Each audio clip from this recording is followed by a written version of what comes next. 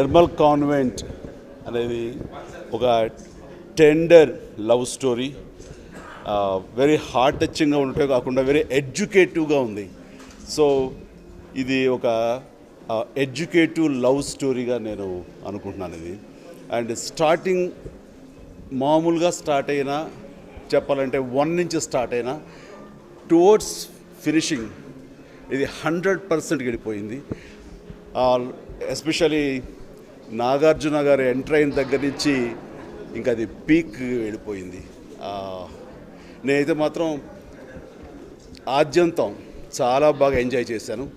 And చాలా director Koteswararao గారు beginning నుంచి ఎండ్ వరకు కూడాను ఆ పట్టుని ఎక్కడ సడలకుండా చాలా చక్కగా తీసుకెళ్ళినందుకు ముఖ్యంగా డైరెక్టర్ గారికి నా హృదయపూర్వక అభినందనలు తెలియజేస్తున్నాను.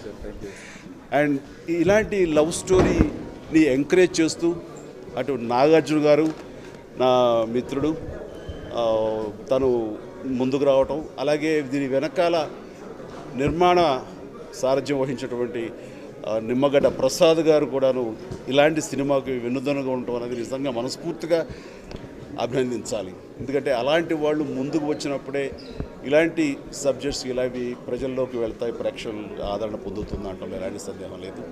అండ్ మీలో ఎవరు కోటీశ్వరుడుని చాలా చక్కగా సినిమా క్లైమాక్స్గా చాలా చక్కగా వినియోగించుకున్నారు.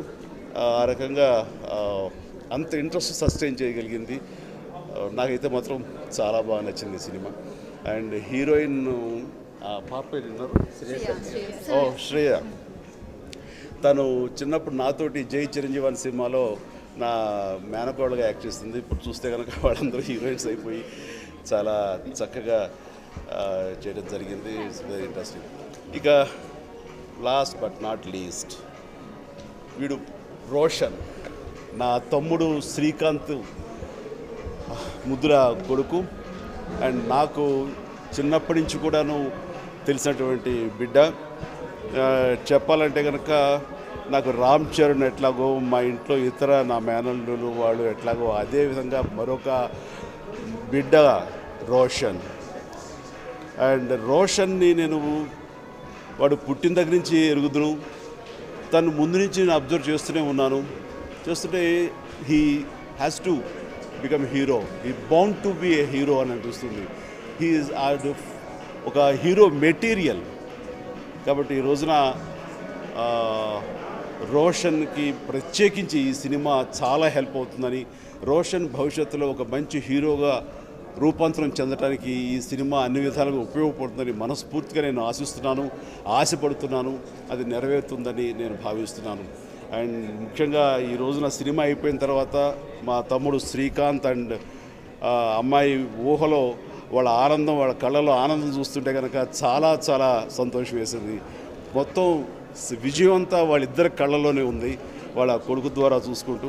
ఈ రకంగా సినిమాకు పనిచేసినటువంటి ప్రతి ఒక్కరిని మనస్ఫూర్తిగా అభినందిస్తాను. ఇలాంటి సినిమాలు ఆడాలి, ప్రేక్షకుల మన్ననలు ఆదరణ పొందాలి.